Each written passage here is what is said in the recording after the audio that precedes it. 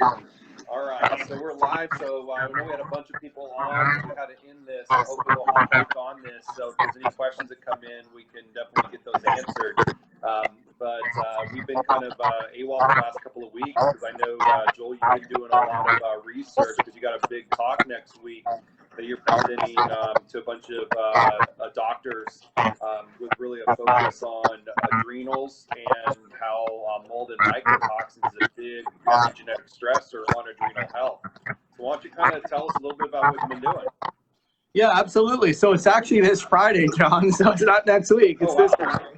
And what I want to say is let's do this. So like you said, we are doing new technology through Zoom so that we can answer all the viewers' questions. But with full disclosure, you and I discussed about making a podcast. So what we're going to do is we are going to make this talk into a podcast. We'll get that started with our intro.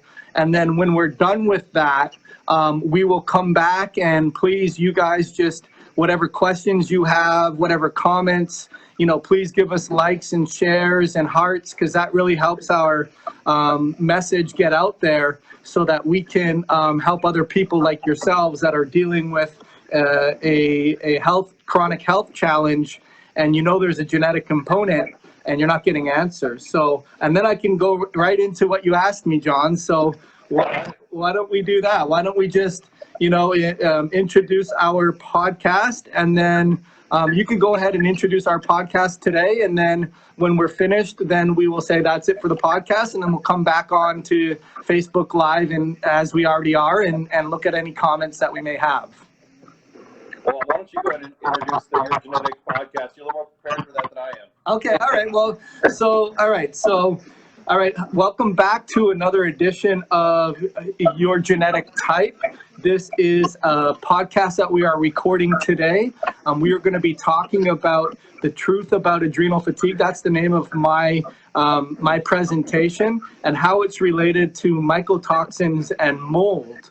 And ultimately, this is going to be a prequel to the presentation that I'm doing for Dr. Bob Miller and his group of doctors that is hosting a webinar series, or a summit, actually online summit, for this Friday, Saturday, and Sunday. I think it's going 3 days actually.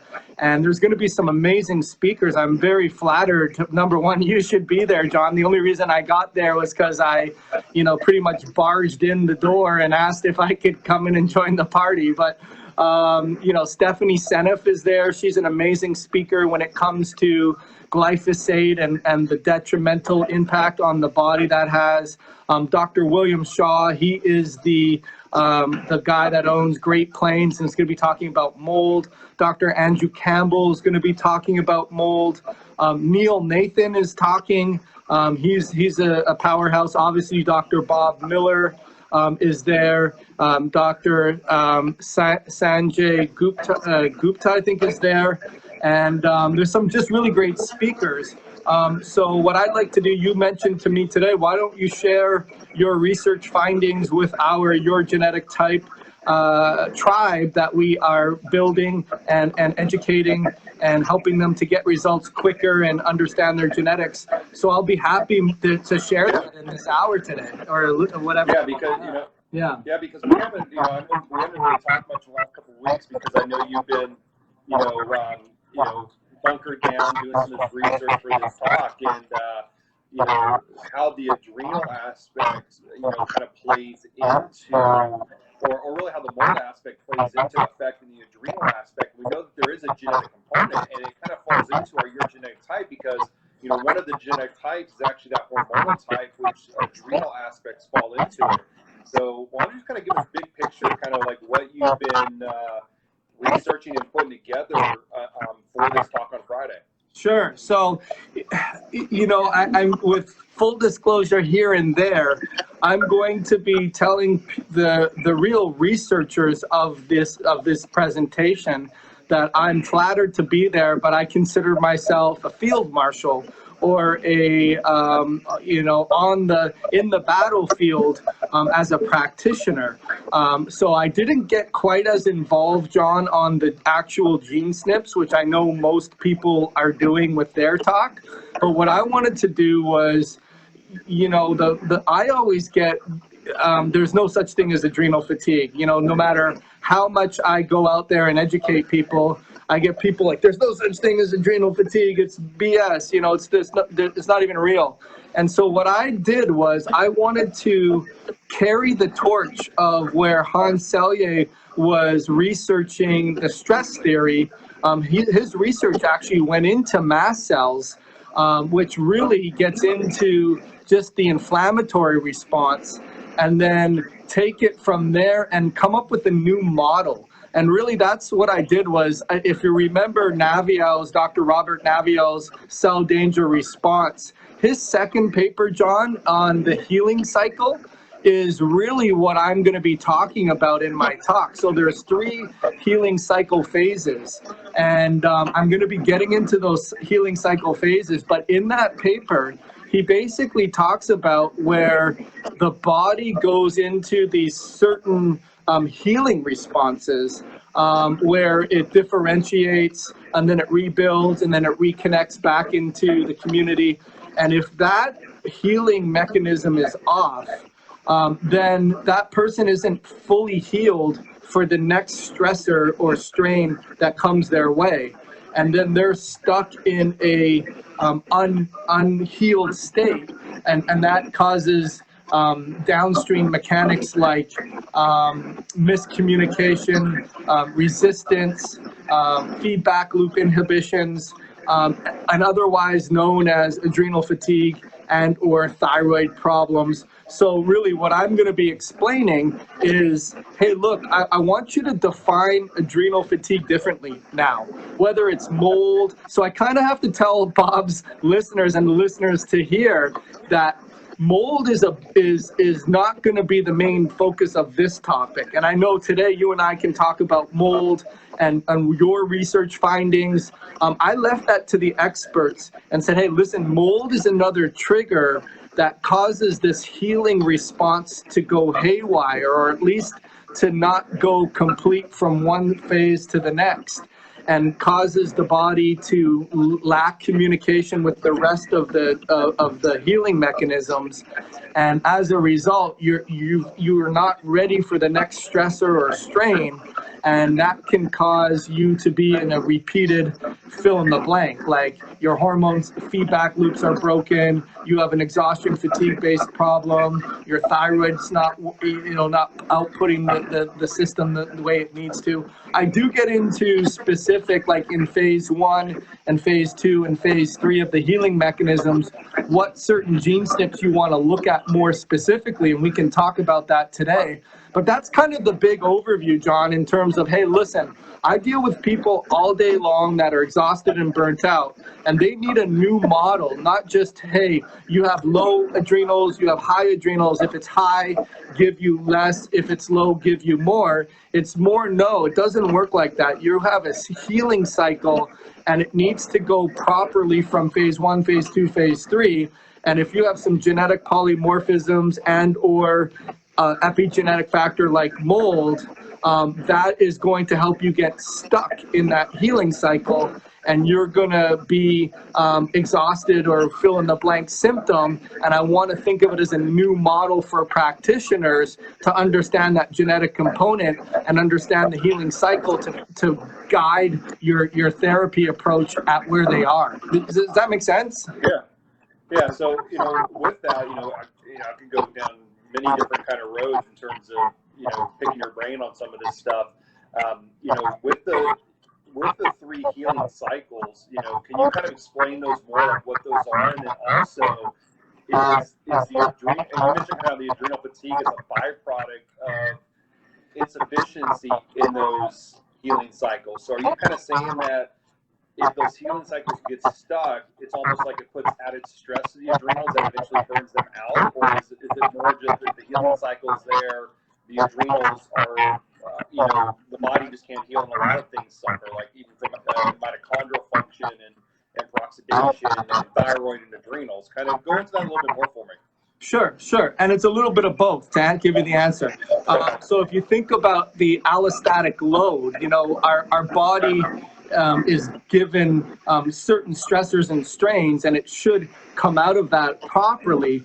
But if a healing cycle is not communicated with effectively and gone from one sequentially to the next, then what's going to happen is that you're going to have that allostatic change, which is going to result in resistance, hormone feedback loop issues, and not to mention the mast cells themselves stimulate the HPA axis on top of that as well. So there's a lot of different moving parts. But if you think of the healing cycle as it's basically a change in the pathophysiology, and basically what I say is that mold, viruses, fill in the blank pathogen is the trigger that causes that healing cycle to begin.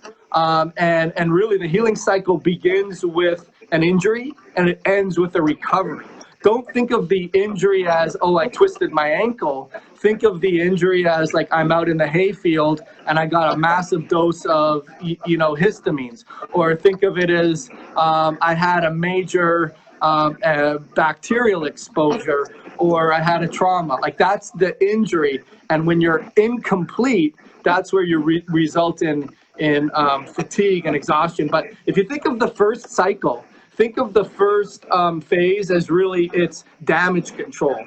It's your innate immunity, inflammation, cleanup, all that type of stuff. Think of the second phase as almost like proliferation, where you're replacing the tissues. So there is a big mTOR component to that.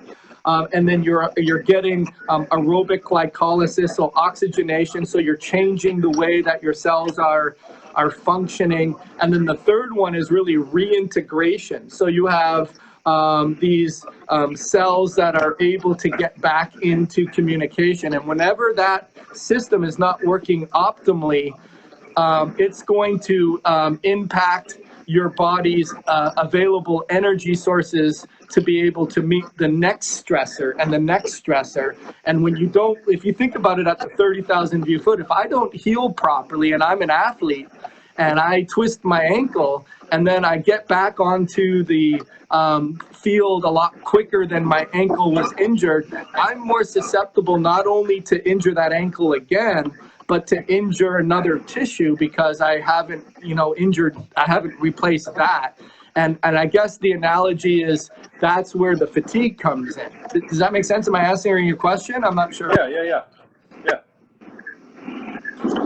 So and one thing too to kind of add in, one thing you kind of mentioned before, when you kind of started, that kind of sparked my interest. I want to kind of elaborate a little bit on too.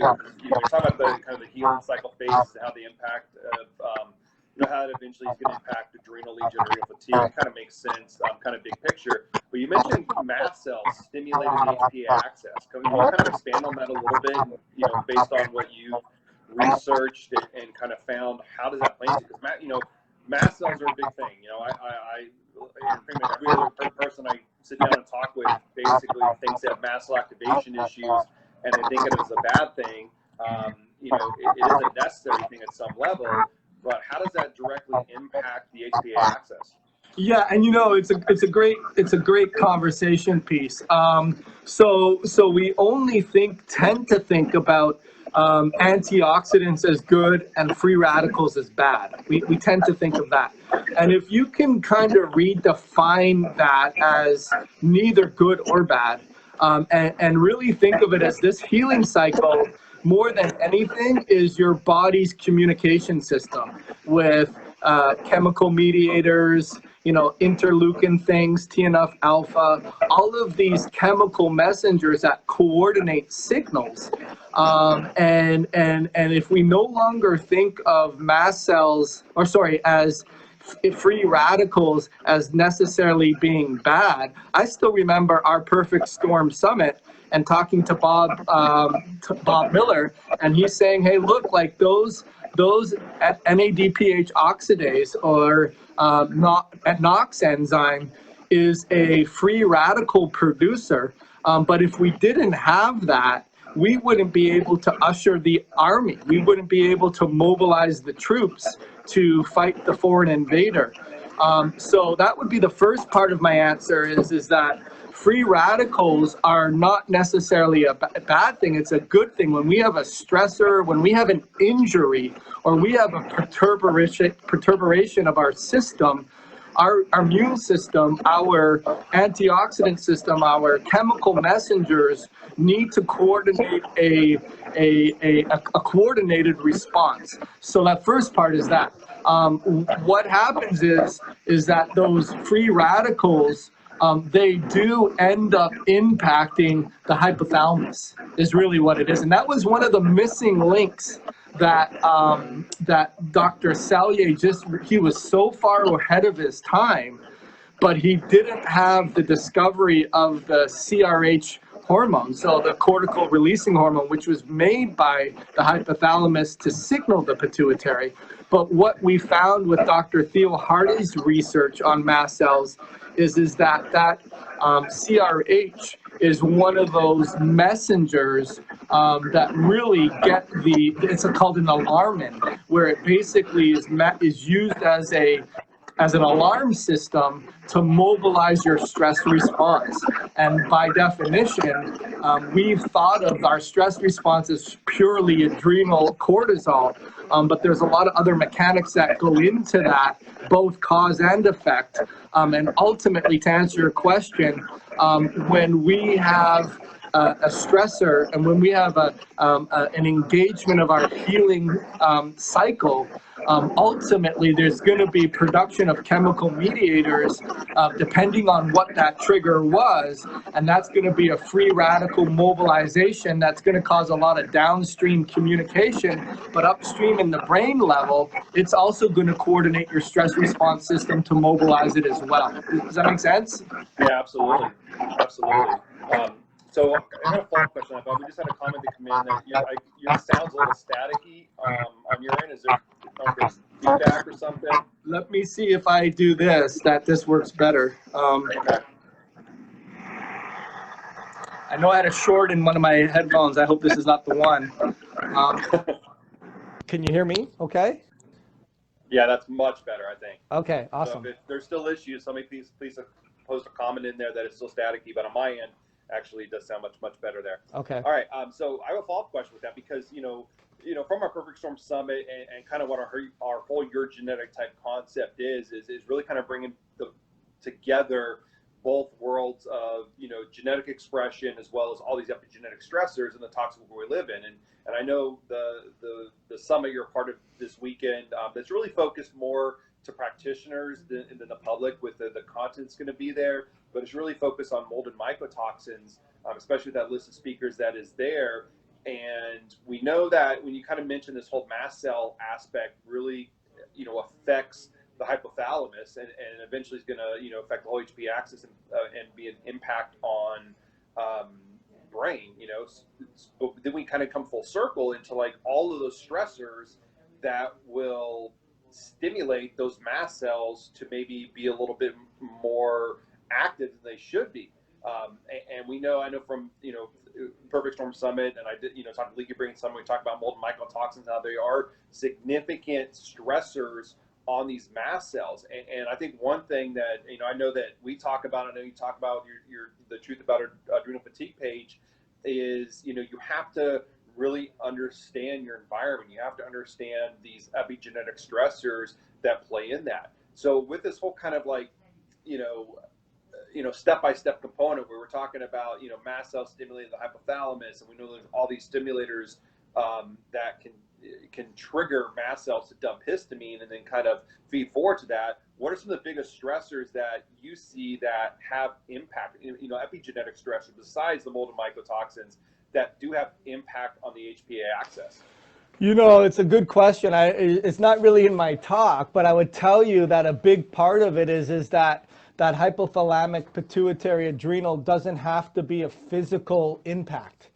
And that's one of the slide points. So it is also a mental impact too. So, you know, we've said with histamine release, it's going to be mostly environment. I mean, a lot of people that have excess histamine or overproduction of mast cells, they say that one of the main things, you know, John, and I know is that they look at, okay, give me a low histamine diet. And I was like, well, wait a minute. I mean, low histamine diet is just one component. If you have major stressors, if you have major immune challenges and notwithstanding the environment, it's a drop in the bucket for you to control your histamine-based foods. But what I would say is that following up on that, the biggest modulator, I think, in terms of epigenetic factors that would either add to the summation of all the mast cell stimulating impact on the hypothalamus would be thought processes, right? Like in terms of, if I feel like I'm exhausted and tired, I'm not making any progress on my mold protocol, nothing I do works, I can't eat any foods, I'm gaining weight, I don't have capacity to exercise, my life is coming to a standstill. Those are major stressors to a person's psyche that furthermore is either going to put the brakes on what's happening to the hypothalamus, or it's going to speed it up, if you will. So I would say epigenetically, the thought process of a person's health condition,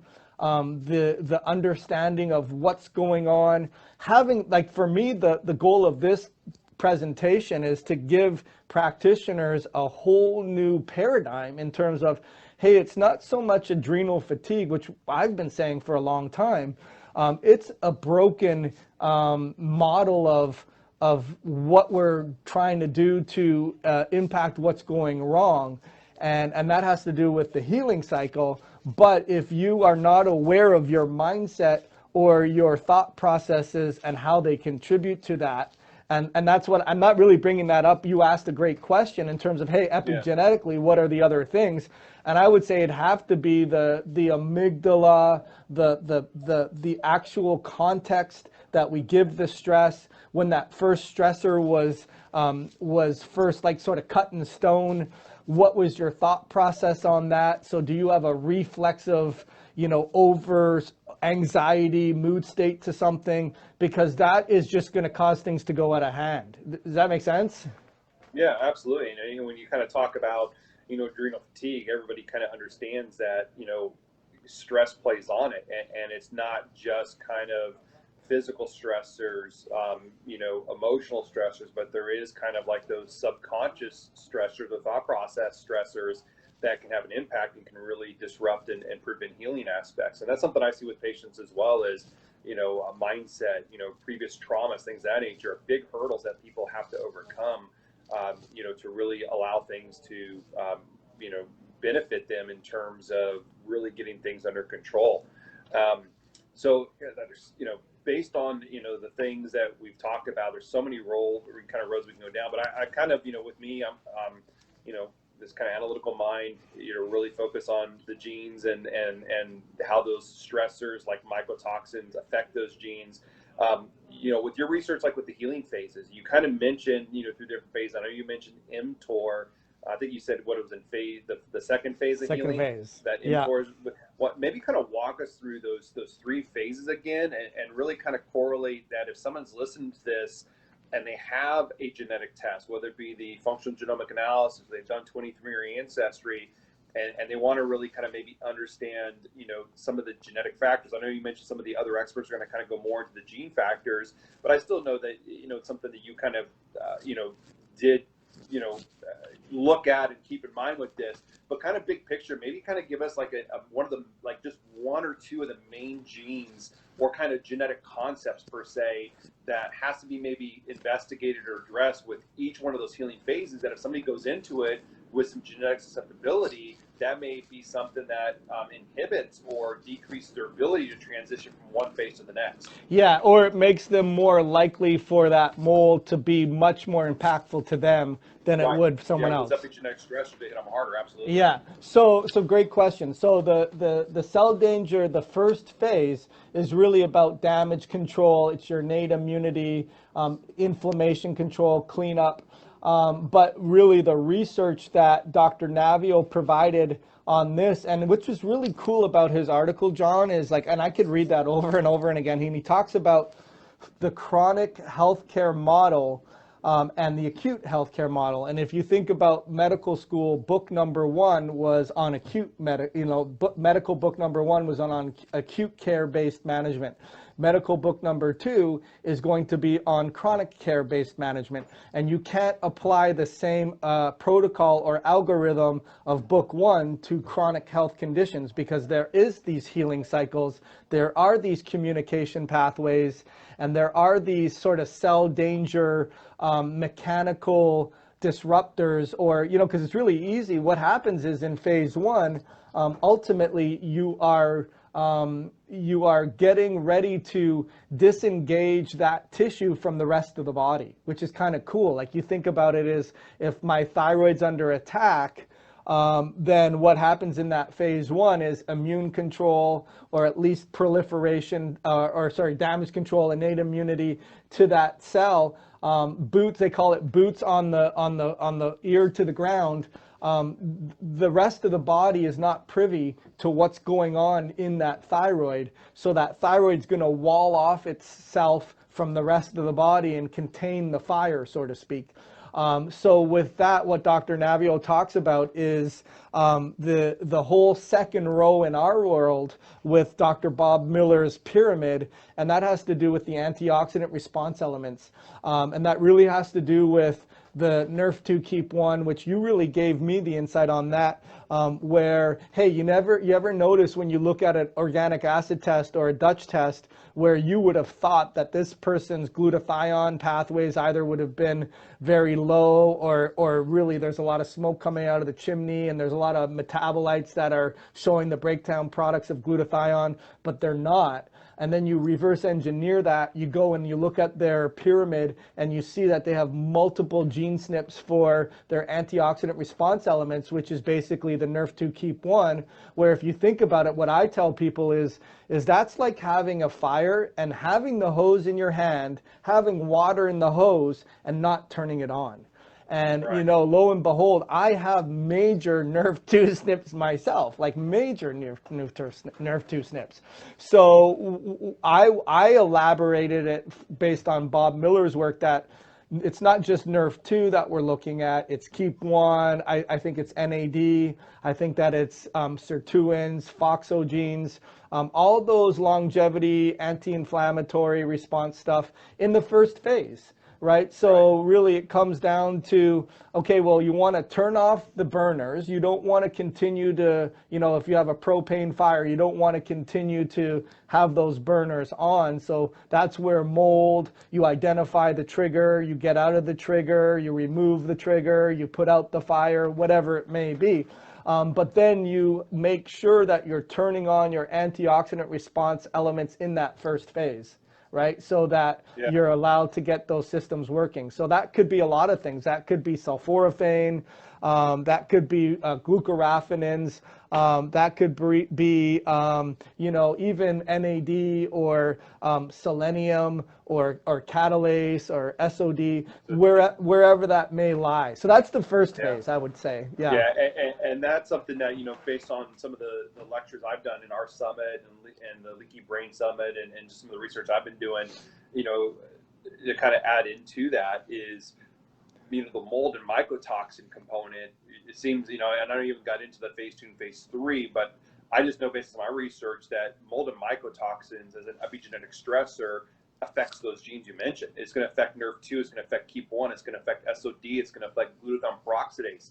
Medical research, multiple papers show that mold and mycotoxins is actually going to slow down or inhibit that enzymatic activity of that peroxidation and those antioxidant responses. So it would kind of make sense when you're talking about these healing phases that can lead to kind of this adrenal fatigue aspect as well, that how mycotoxins can really go in and disrupt that first healing phase and not allow somebody to transition from that first phase to the second phase. And basically that maybe that's somebody that anything and everything they try, the needle doesn't just move at all. It's like nothing works for them because maybe they have genetic factors on those genes that you listed, plus they've got a current or previous exposure to mold that is slowing that down even more. And it's a big uphill battle. It's almost like, you know, they got to go up 100 flight of stairs, but they can't even take the first step.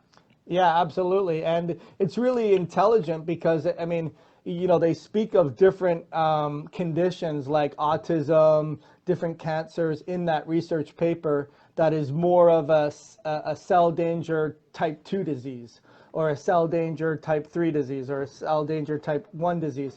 And you're right. Like, I think if we can come up with a new model of understanding, okay, your body's very intelligent, it's doing what it needs to do based on the messages, but these are the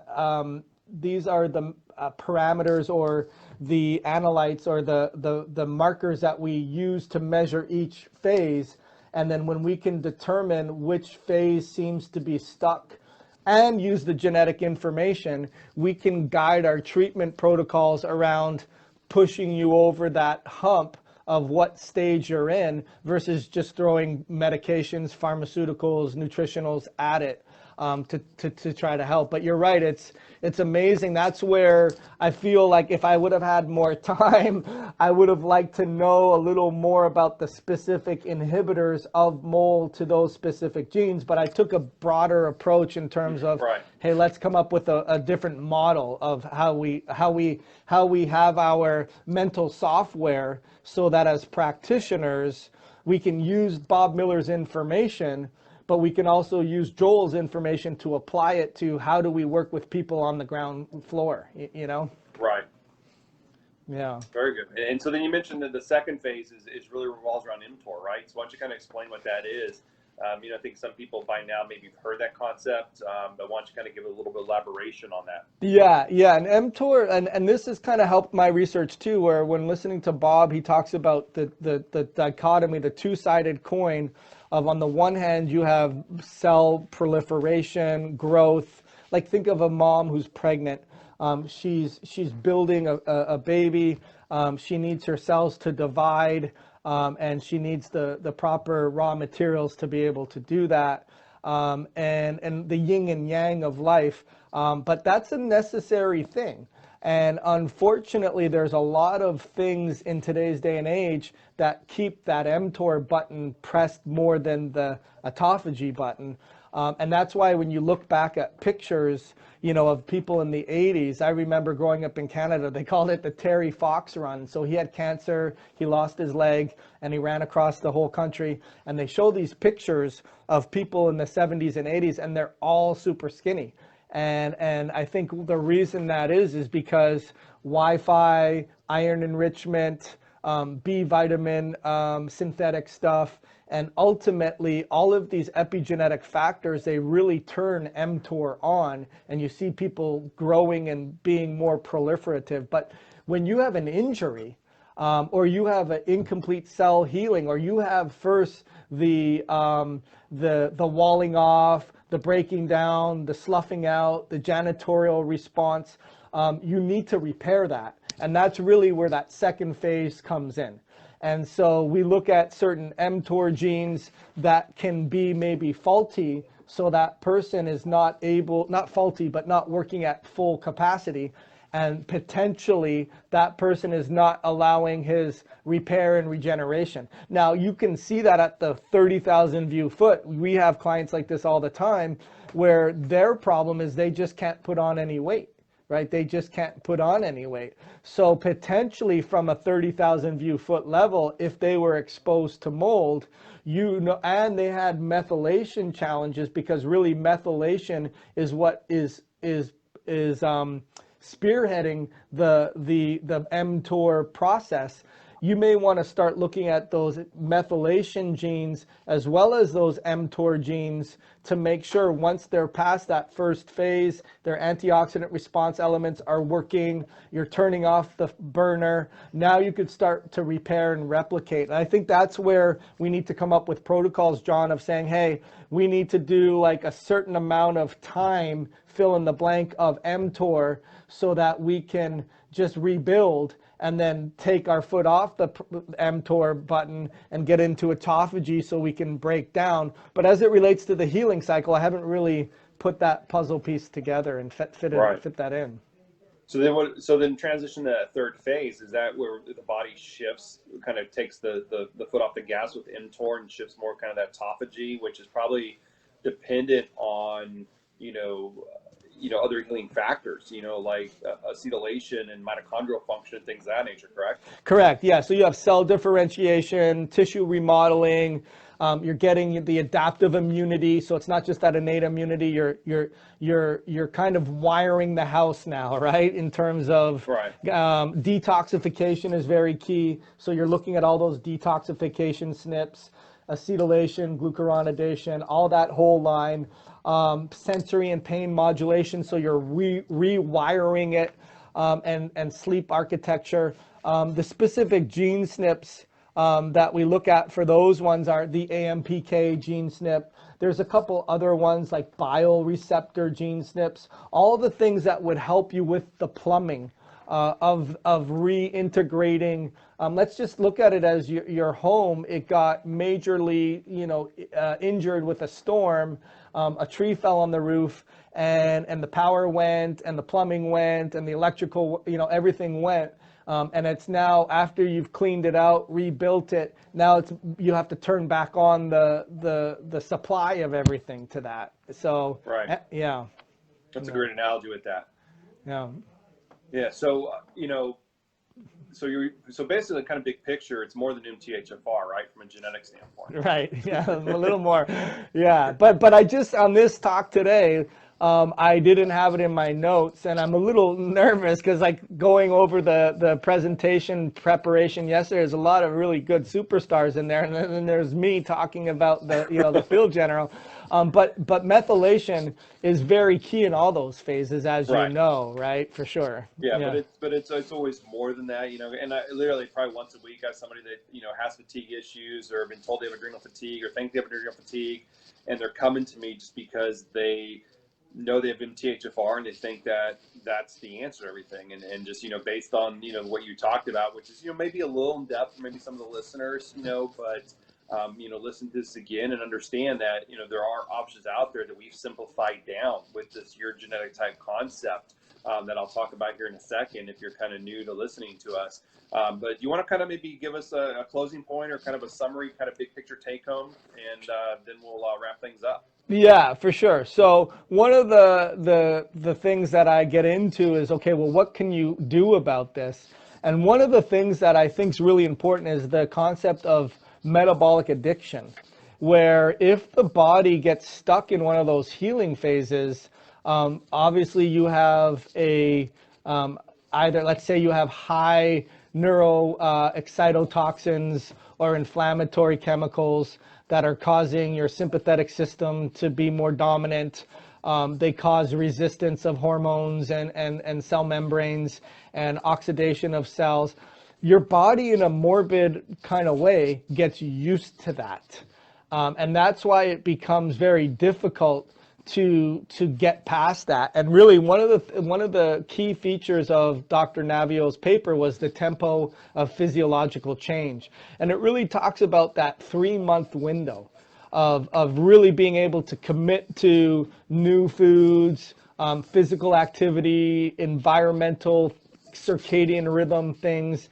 And I would say, like, if you identify as having an exhaustion fatigue problem, maybe you're overwhelmed, you're overstimulated, you crash in the middle of the day, you can't focus, you can't concentrate, and you've been going gluten-free for 4 weeks. Number one, gluten-free is not the only thing, right? I mean, but number two, 4 weeks is not 3 months. That's just kind of how your body works when it comes to adaptive responses. And if you think about the seasons and you think about the sort of the way that we've been over the millennia, our cells have adapted. The best medicine is consistency of environmental natural things. And that would be my closing point is that if you redefine what's wrong, you understand that there's these three phases and there's some genetic overlap and environmental triggers that get you stuck in one phase versus another phase. And then you realize part of getting out of that phase is going to be a slow tempo, but it's going to be mostly related to the things you do on a day-to-day basis, especially that thought process, right? Because we talked about that environmental component of that cortical releasing hormone, the mast cells stimulating the brain. All of those things need to be put together. So that's where I would say, like, stick with our information, because you and I continue to build on what you research, what I research, and ultimately give you guys the shortcut as to, okay, here's the protocols, here's your genetic type, here's the proper dietary recommendations for that, here's the specific supplemental requirements for the phase that you're in right now, here's how we can quantify what phase you're in to know exactly where it is. We're putting all those puzzle pieces for you together in our program and your genetic type. Yeah, because, you know, to kind of talk about that, your genetic type concept, which is something we've been working on for over a year now. And, you know, started for us with the MTHFR crash course we did that Perfect Storm Summit a couple months ago. But just kind of listening to you here over the last, 45 minutes and kind of the research you put together, you know, especially based on kind of that cell danger response, these healing phases, you know, it kind of makes sense that, you know, if somebody has adrenal exhaustion or adrenal fatigue, or they are in the cell danger response and they can't shift from one healing phase to the next, understand their genetic type can be, you know, a huge kind of starting component or a huge aspect to understand where maybe genetically we're the more susceptibility through those phases. Because when you kind of talk about, you know, everything you kind of mentioned, you know, your talk and these healing phases, there's a lot of overlap in your genetic types that we've classified. You know, you talk about just the adrenal fatigue aspect. Is somebody maybe that hormonal type, but then you talk about the mast cells. Is somebody maybe that histamine type, where yes, they have a lot of things maybe stimulating the mast cells, but they also, based on genetic predisposition, they break down histamine slow. Do they have weakness? Are they the weak immune type and issues with that kind of MTOR and autophagy story? You know, that toxic accumulator that kind of gets into those, you know, NRF2 and SOD and that weak immune with the mitochondria. So there's a lot of like overlap with this. So I'm listening to you talk and kind of going through these phases and these genes and talking about Bob's pyramid, thinking like, oh my gosh, it would make sense that somebody would want to know what their genetic type is, because that's going to show them like where along the way through these healing phases do they have the highest likelihood to maybe get stuck, right? You know, is it going to be in that first phase? Is it going to be even before they initiated with the whole mast cell story? Is it going to be that second phase, that third phase? So it does make a whole lot of sense of really understanding kind of what you talked about in terms of these healing phases, but also knowing kind of from a foundational standpoint, where is going to be their biggest genetic susceptibility that is going to cause this whole, you know, process to really just slow down or stop altogether, and could be a big reason of why they're not recovering the way they should. Yeah, no, absolutely. And it's cool, like the tools you can make is you can say, okay, phase 1 here, phase 2 here, phase 3 here. These are the gene SNPs, these are the processes, these are the gene SNPs, these are the processes, and then fill in that person's gene SNPs and processes, and then get a better understanding of what their genetic type is and where they may have some challenges along the way. So it kind of helps us help other people organize our approach. The other thing, just as an aside, I was talking to Bob the other day, and he's looking at research at the histamine gene that is upregulated. So it makes more histamine, even if a person is a good clearer outer and they are a bad clearer outer. So the more we learn, you know, it's kind of amazing. Exactly. Yeah. So. Yeah, and that's always say this genetic stuff is such a new science, ever evolving, and then Unfortunately, we picked something that, we invest all our time and knowledge into that we basically have to stay up on because it is ever changing, with the new research coming out. And it's great because it gives more and more answers and more tools to help people that are struggling because, the environment we live in, it's not going to get any better. There's a lot of chemicals we're exposed to. There's a lot of stressors.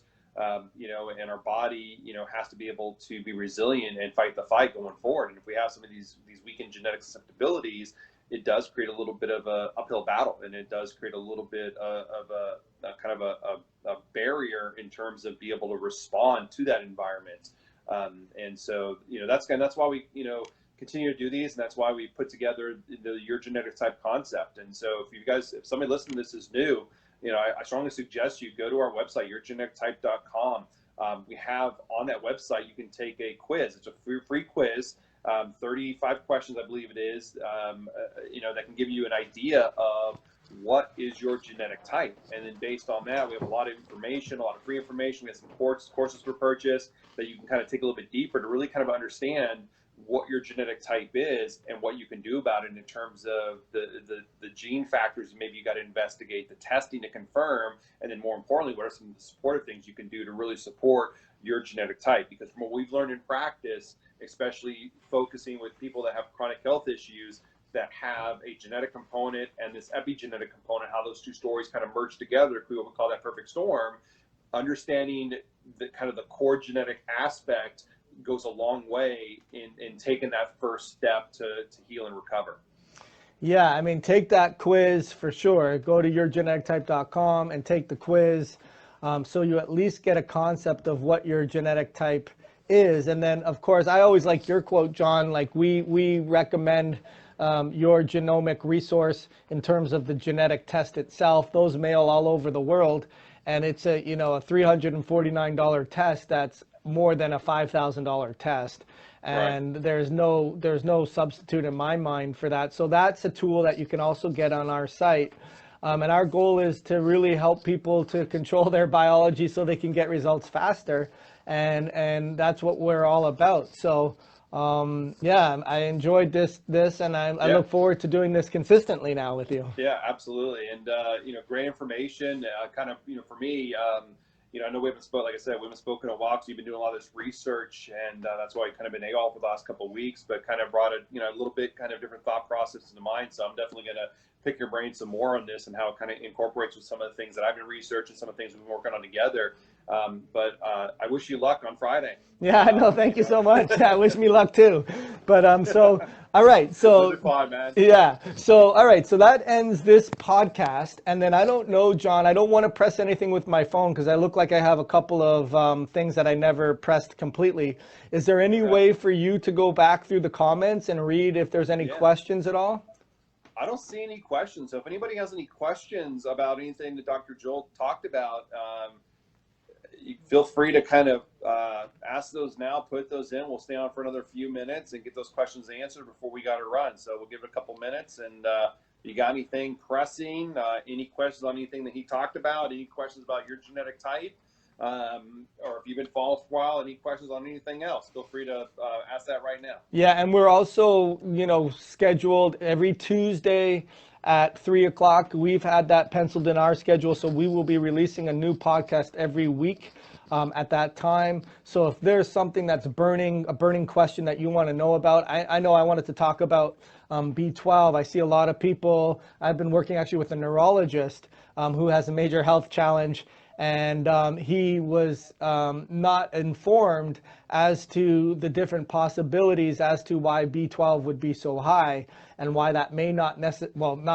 is not a good thing, and it doesn't necessarily mean that you have way too much available, ready to go B12. So more often than not, you have an inhibited enzyme system that is the tip of the iceberg of what's going wrong. And so I think, John, that will be a great topic for next week. We'll talk about that. We'll talk about that. And if there's no other questions, then We'll just meet next week, and we look forward to helping people get their control of their biology and getting their health back, getting health quicker. So. Yep, sounds great. So we'll see everyone next week, and we'll talk about what to do or what does it mean if you have high B12 levels. Awesome. All right. See everyone then. Take care.